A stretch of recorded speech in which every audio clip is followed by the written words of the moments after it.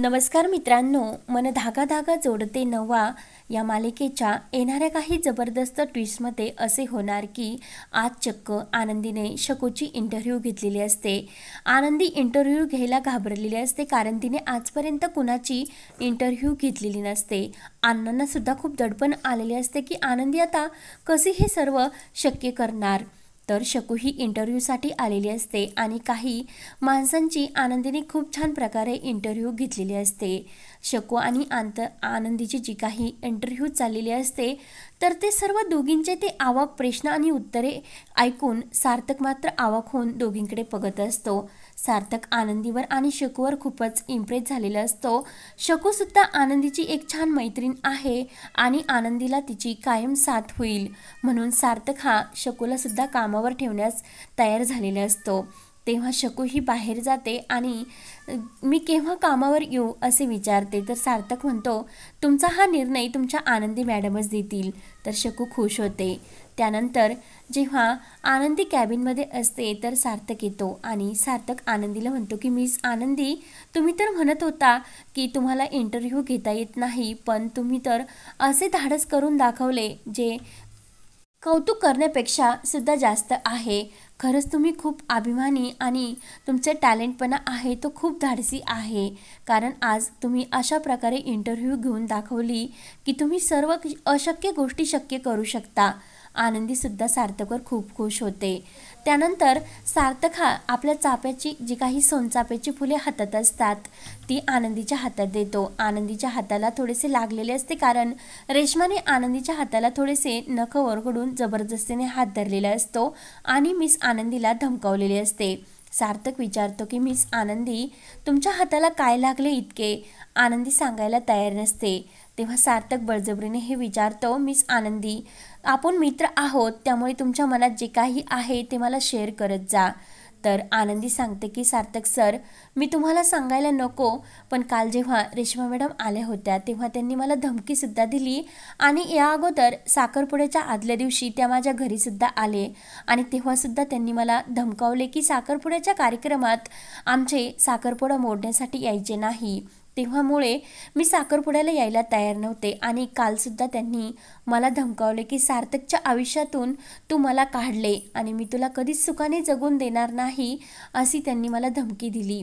सार्थक विचार करतो की रेश्मा अशी काय इतकी नालायक मुलगी आहे की आनंदीची आणि तिची काही दुश्मनी नसताना आनंदीच्या वाटेला का जाते। तिची आणि माझी दुश्मनी आहे त्यामुळे रेश्माला याबद्दल बोलावीच लागेल।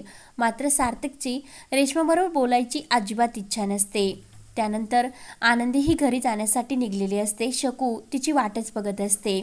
तेव्हा दोघी ह्या मस्त अशा गावातून जात असतात आणि एका दुकानावर चहा घेतात।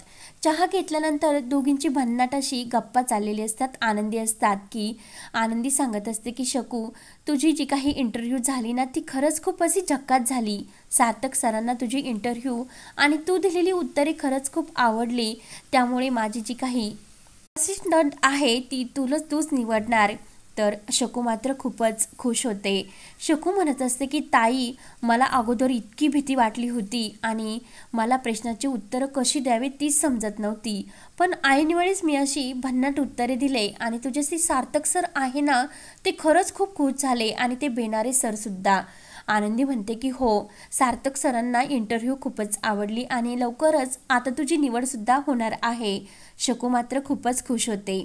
त्यानंतर दोघी इतक्या खुश होऊन आपल्या घरी जात असतात तर मध्येच अंशुमन येतो आणि अंशुमन म्हणतो की खूपच खुश दिसतात आणि काय झाले इतके आनंदी होण्यासाठी, आणि आता लवकरच आपला डिव्होर्ससुद्धा होत आहे, त्यामुळे तू माझ्यापासून पळ काढण्याचा प्रयत्न करते, पण मी तुला सोडणार नाही, तुझं तोंड मी काळं करणार म्हणजे करणारच अशी तो आनंदीला धमकी देतो। आणि त्याने आपल्या हातामध्ये एक फटाक्याची माळ आणलेली असते आणि ती फटाक्याची माळ तो जोराने आनंदीच्या अंगावर फोडतो। आनंदी खूपच घाबरते। तेव्हा सार्थक असे आनंदी जोरात ओरडते। सार्थक तिथे जात असतो कारण तो आनंदी आणि शकूच्या मागेच असतो। तेव्हा मात्र आनंदीचा आवाज हा सार्थक ऐकतो आणि धावतच तो आनंदी जवळ येतो। मिस आनंदीला म्हणतो की आनंदी मॅडम, काय झालं, तुम्ही इतक्या का घाबरलात?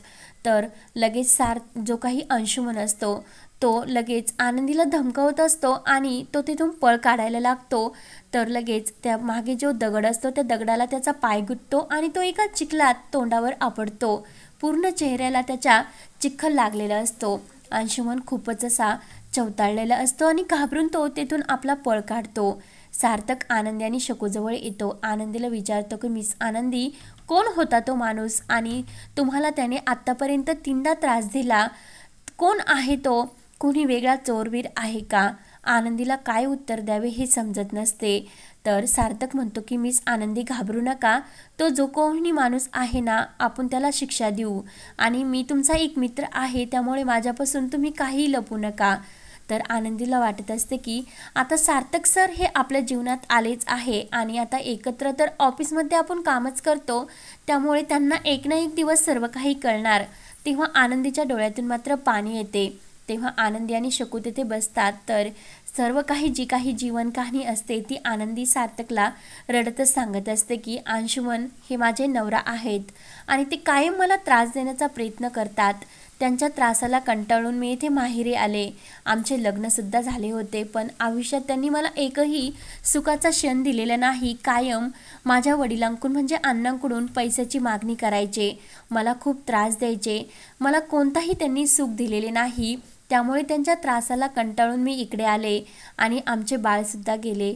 तर सार्थकला हे सर्व ऐकून खूपच असा धक्का बसतो, कारण त्याला आत्तापर्यंत वाटत असते की मिस आनंदीचे लग्न झालेले नाही, पण ऐनवेळेस त्याच्या सर्व काही समोर येते.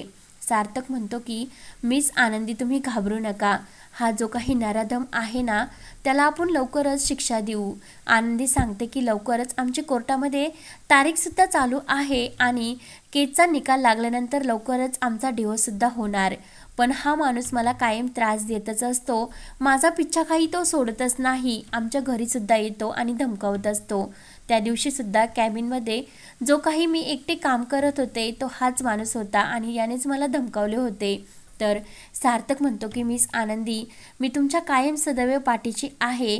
मी असताना तुम्ही कुणाला घाबरायचे कारण नाही, कारण आयुष्यात कायम माझी साथ तुम्हाला राहीन आणि माझी कधीही गरज लागली तरी तुम्ही शंका न शंका करता मला सर्व काही प्रेमाने सांगत जा. आपण या माणसाची लवकरच पोलीस कस्टडीत म्हणजे त्याला जेलमध्ये पाठवू. आनंदीला एक खूप मोठा असा बऱ्याच दिवसातून प्रेमाचा आधार सापडतो. अण्णामागे सार्थक हा पूर्णपणे आनंदीची काळजी घेत असतो. तर आनंदीला वाटते की खरंच या जगात जगण्यासारखे सुद्धा खूप काही आहे. आनंदी सांगू लागते की या माणसाच्या त्रासाला कंटाळून एक दिवस जीव देण्यासाठी सुद्धा निघले होते. त्याचवेळीस तुमचे बाबा मला भेटले आणि तुमच्या बाबांनी माझा जीव वाचवला आणि एक दिवस तुम्ही रेल्वेमध्ये सुद्धा माझा जीव वाचवला. तेव्हासुद्धा मी जीव द्यायला निघले होते. तेव्हा आनंदीची ही सर्व जीवन कहाणी ऐकून सार्थकच्या मात्र डोळ्यामध्ये पाणी येतो. तो आपला हात प्रेमाने आनंदीच्या हातात देतो आणि आनंदीला म्हणतो की मिस आनंदी, कोणतेही टेन्शन घेऊ नका. कायम मी तुम्हाला प्रेमाची साथ देत राहील. तर आनंदीच्या बाबतीत सार्थक विचार करत असतो आणि आनंदीला आता कायमची साथ द्यायची आणि आनंदीच्या जे काही हे डिवोर्सचा निकाल लागल्यानंतर सार्थक हा आनंदीला कायमची साथ देण्याचे ठरवतो आणि लवकरच आनंदी आणि सार्थक यांचे धुमधडाक्यात लग्न पार पडणार असते आणि सार्थकने आनंदीचे सर्व जे काही दुःख आहे ते बरोबरीने शेअर केलेले असतात आणि एकमेकांची साथ एकमेकांना भेटणार असते. तर पुढे आनंदी आणि सार्थक यांची जीवन कहाणी ऐकण्यासाठी आपल्या चॅनलला नक्की सबस्क्राईब करत राहा. धन्यवाद.